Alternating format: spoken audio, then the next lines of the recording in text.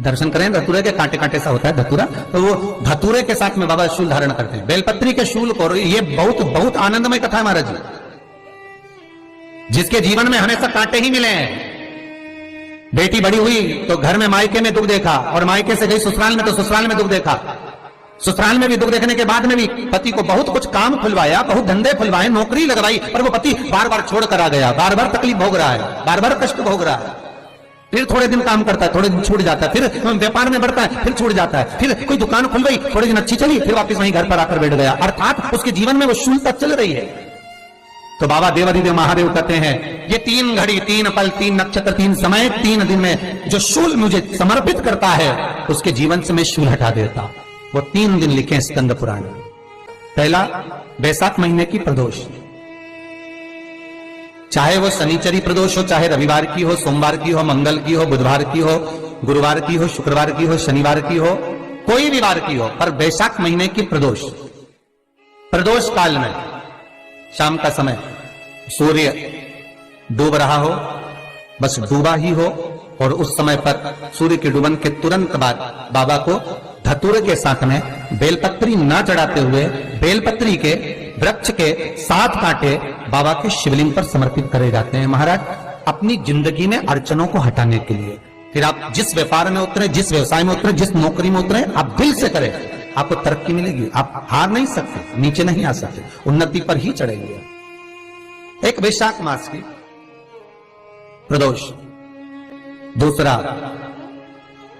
शिवरात्रि के दिन मध्याह्न का समय महाराज, जो बड़ी शिवरात्रि होती है माघ की, बड़ी शिवरात्रि के अंतर्गत मध्याह्न का समय, दोपहर के ठीक 12 बजे, चाहे फिर वो कोई भी दिन हो महाराज, शिवरात्रि जिस दिन पड़ रही हो, उस दिन भी धतूरे के साथ बाबा को 7 कांटे बेलपत्री के वृक्ष के समर्पित होते हैं महाराज। इसमें आप ये वाले जो कांटे हैं, जो शिवरात्रि के दोपहर 12 बजे वाले हैं, अगर कोई मदिरा पीने वाला हो, व्यसन में डूबने वाला हो, कोई जुआ खेलने वाला हो, कोई गलत वैश्यावृत्ति करने वाला, या अपने मार्ग से विचलित कोई व्यक्ति है, उसके लिए भी ये कांटे बहुत काम आते हैं महाराज। दूसरा, पार्वती तेरे द्वारा तेरे नयन अश्रु से जो प्रगटा हुआ बेल का वृक्ष है, द्वितीय शूल मैं वहां धारण करता।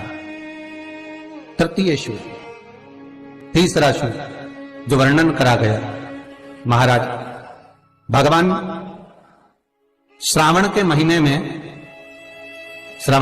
में जो भी दूसरा सोमवार पड़े, जो भी पड़े, श्रावण के महीने का जो दूसरा सोमवार होता है, उस दूसरे सोमवार में रात्रि के समय पर, अर्थात शास्त्र अब घड़ी और पल का स्मरण करेंगे तो रात्रि के बजेंगे 10 से 12 बजे महाराज, 10 से 12 के बीच में धतूरे के साथ बाबा को शूल समर्पित होता है महाराज। ये भी हमारी बाधाओं को, हमारी तकलीफों को, व्यापार व्यवसाय के लिए, नौकरी सर्विस के लिए, बहुत सारे एग्जाम में आप बैठ लिए, गवर्नमेंट एग्जाम के लिए बैठ लिए, नहीं हो रहा, ये 3 बार मेरे शंकर को बेलपत्री के वृक्ष के शूल समर्पित होते हैं, उसका आनंद पाना और उससे अपने को सुख प्राप्त करना।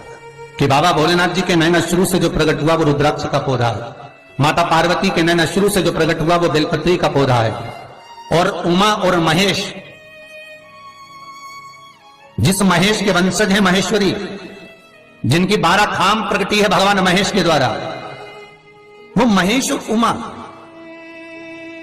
और महेश का जो चरित्र है कि उमा और महेश का जब प्रागट्य हुआ, उमा और महेश जब दोनों आनंद में विभोर होकर जब चलते हैं, और दोनों के बैठने से तप मुद्रा से जो पौधा उत्पन्न होता है वो शमी का पौधा है, शमी का पौधा। तो एक बात ध्यान रखिए, शिव जी के द्वारा जो निर्मित हुआ उसमें कोई शूल नहीं है, उसमें कोई कांटे नहीं है। पार्वती के द्वारा जो निर्मित हुआ बेलपत्री का पौधा, उसमें कांटे हैं, और पार्वती के मिलन से भी जो उत्पन्न हुआ है शंकर के साथ में, उसमें भी कांटे हैं, शमी के पौधे में भी कांटे हैं, शमी के वृक्ष में भी कांटे। तो पार्वती जी स्कंद पुराण में प्रश्न कर रही हैं भोलेनाथ जी से कि प्रभु मुझे ये बताओ कि आपके द्वारा जो निर्मित हुआ उसमें शूलता नहीं है, पर मेरे द्वारा जो निर्मित हुआ उसमें शूल क्यों आया है, उसमें कांटा क्यों आया है? थोड़ा सा माताओं, मेरी जीजियों, आपको थोड़ा बुरा तो लगेगा इस प्रसंग को सुनकर, पर लग जाए, पर आज कथा निकली है तो सुन लो। शिवजी जिस रुद्राक्ष को उत्पन्न कर रहे हैं उसमें शूलता नहीं है, पर पार्वती जी जो संग में मिली है उसमें भी शूलता है, और पार्वती के द्वारा जो प्रकट हुआ बेलपत्र उसमें भी शूलता है। तो भगवान महादेव बोलते हैं, पार्वती मैं तुझे कुछ कहूं और कहने पर तुझे तेरे हृदय में कोई बात चुभे, शूल लगे तो मुझे ठीक नहीं लगेगा। नहीं नहीं नहीं, आप कहिए प्रभु, मैं सुनने के लिए तैयार हूं, आप तो बोलो कि कारण क्या है। भगवान कहते हैं, पार्वती बस अंतर इतना है, नारी का जो स्वभाव होता है, स्त्री का जो स्वभाव होता है, उसके हृदय में छोटी छोटी बात के शूल बहुत होते हैं। जेठानी ने यह कह दिया, देवरानी ने यह कह दिया, तुम्हारी मम्मी ये बोल दी, तुम्हारे पापा ने यह कह दिया, तुम्हारी बहनों ने यह कह दिया, तुम्हारे भाई ने यह कह दिया, तुम्हारे रिश्तेदार ने यह बोल दिया। ये नारी के भीतर ये शूलता रहती है। तो पार्वती जी बोली कि जितना तप आपने करा उतना तप मैंने करा, और जितनी साधना आपने करी उतनी साधना मैंने करी, और जितना आराधना दिल से आपने करी उतनी आराधना दिल से मैंने करी, फिर इसमें शूलता कहां से आ गई। भगवान शिव बोले, बस पार्वती बात इतनी सी है कि जब मैं आराधना करने बैठता हूं तो मेरी दृष्टि में सम्मुख में कुछ नहीं होता। जब मैं आराधना करने बैठता हूं तो मेरी दृष्टि में मेरे सम्मुख में कुछ नहीं होता कि कौन ने क्या करा है, कौन ने क्या बोला है, कौन क्या कर रहा है, उससे मुझे मतलब नहीं होता, उससे मुझे कोई मतलब नहीं। पर पार्वती जब तू आराधना करने भी बैठती है ना, तो तेरी चित्त वृत्ति में कहीं ना कहीं किसी ना किसी रूप में कोई शूल आ ही जाता है। कई माताओं की आदत देखी साहब, भगवान की सेवा करने बैठी है तो भी भीतर थोड़ा सा शूलता भरी हुई है। महाराज बताओ, इतने सारे भगवान इकट्ठे कर लिए, मैंने बोला था बहू से कि वहां रख लेती है, बताओ इतने सारे यहां पर लाकर रख दिए हैं, अब इसकी सेवा करना पड़ रही है, अब ये करना पड़ रहा है। प्रसाद लेने के लिए रसोई घर में गई, भगवान का भोग लगाने के लिए, तो उसमें भी शूलता आ गई। इतने घंटों से मैं सामान ढूंढ रही, फ्रिज में मिल ही नहीं रहा, मैंने रख के गई थी, भगवान जाने कहां चले गए। भगवानों को वस्त्र पहना रही है तो शूलता है। अलमारी का ड्रॉज खोला, इसमें मैंने सामान रखा था, ना जाने भगवान का श्रृंगार कहां चले गए, कौन ने हाथ लगाया, फिर शूलता आ गई। भोजन करने बैठे तो शूलता है, कोई कार्य के लिए जा रहे हो तो शूलता है। अर्थात कहीं ना कहीं नारी के जीवन में शूलता बनी हुई है। और पार्वती जब तुम भजन करो, तप करो, साधना करो, भक्ति करो, उसमें शूलता नहीं होना चाहिए। पार्वती जी ने कहा, भोलेनाथ तो क्या आप मुझे स्वीकार नहीं करेंगे बेलपत्री के रूप में, क्या मुझे स्वीकार नहीं करेंगे शमी पत्र के रूप में। पद्म पुराण, स्कंद पुराण, लिंग पुराण, नर्मदा पुराण और शिव महापुराण, ये सारी पुराणे वर्णन करती है। पार्वती जी का खंड आनंद वर्षित कर रहा है, वर्णन कर रहा है, पार्वती खंड वर्णन कर रहा है, सती खंड वर्णन कर रहा है, उमा सहिता वर्णन कर रही है। ये कहीं जाकर मत कहिए कि आपको तकलीफ क्या है, ना रिश्तेदारों से, ना नातेदारों से, ना कुटुंब से, ना कबीले से, ना अपनों से, किसी से नहीं कहना कि दुख क्या है।